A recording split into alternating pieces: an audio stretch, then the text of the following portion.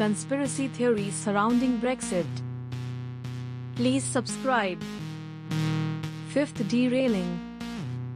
One of the most prominent Brexit conspiracies is that the so-called establishment is working behind the scenes to derail the whole process and keep the UK in the EU.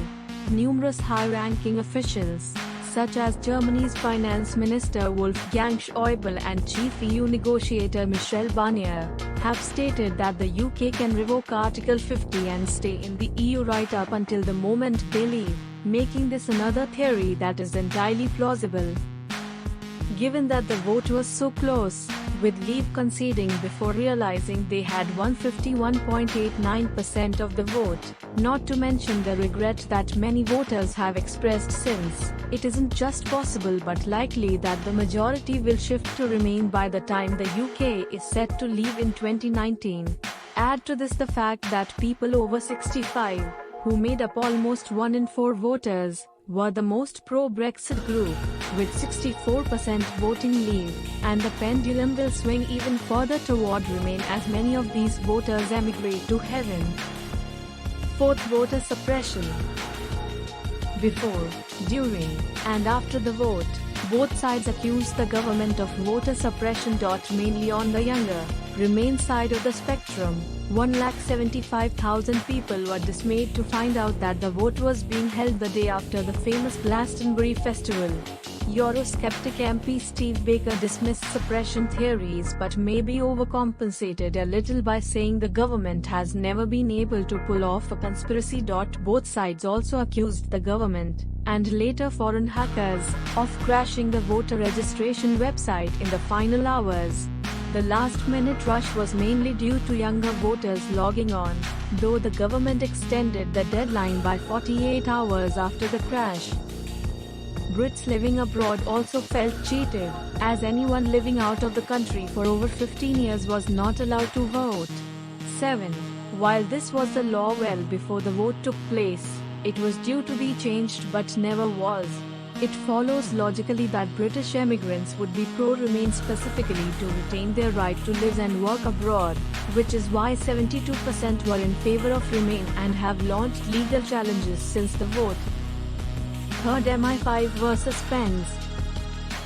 During the counting of the Scottish independence vote in September 2014, a generic video of votes being counted quickly drew ire and accusations of rigging from the pro-independence yes voters, as it revealed a pile of votes clearly marked yes but sitting on the no table.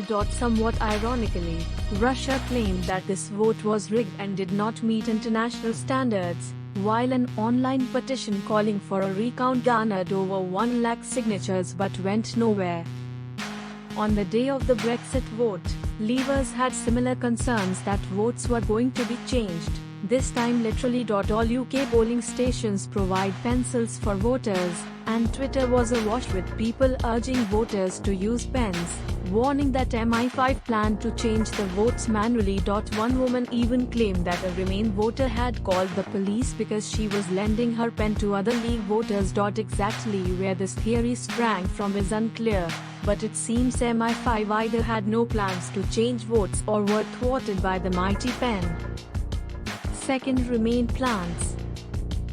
After the Vote Leave campaign revealed its now infamous £350 million a week to the NHS, pro-Leave MP Sarah Wollaston defected and started to campaign for the Remain side.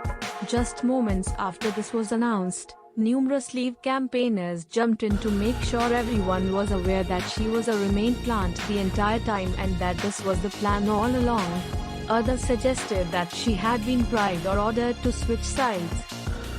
Soon after she announced the switch, Wollaston claimed that there were many others in the Leave campaign who were beginning to doubt their cause, fueling speculation that Remainers had been planning a mass exodus the entire time as a way to discredit the Leave campaign at the last minute.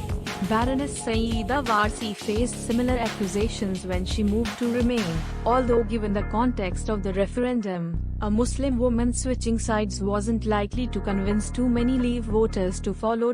Plans or not, no walkout occurred, and their defections had little influence, if any, on the voters. 1st, Robert Mercer.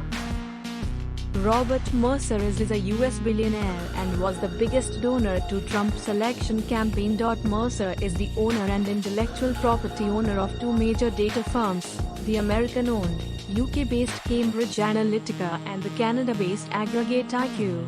Steve Bannon, who was the Trump campaign CEO, is close friends with Nigel Farage and was at one point the vice president of Cambridge Analytica, which set up the Britain-based data firm SCL Elections. Farage is also close friends with Mercer, which may explain why Cambridge Analytica decided to provide their services to the Trump campaign for free. Aggregate IQ, on the other hand, was paid £3.9 million by the Vote Leave campaign, half of their total funding. Vote Leave also donated £625,000 to a young fashion student named Darren Grimes in the final week of the campaign, as well as £100,000 to the pro-Leave group Veterans for Britain. Aggregate IQ received an additional £50,000 from Grimes as well as £32,750 from the DUP. Since the UK has laws preventing foreign companies from interfering in their elections, caps campaign expenditure at £700,000, and requires coordinating campaigns to jointly claim their expenses, there were accusations that this messy mishmash of donations and freebies was simply to skirt the law. Since Mercer owns the intellectual property of Aggregate IQ, Cambridge Analytica was able to use all of their data for free as well. One could argue that using the same data is not coordination, but remember that a leaked email from MP Steve Baker, the same guy who denied the voter suppression theories, revealed that he said Vote Leave could spend as much money as is necessary to win using companies that are legally separate from one another. Mercer and his data firms are now subject to investigation in both the US and the UK and have threatened the reporter who broke the story with legal action. Thanks for watching.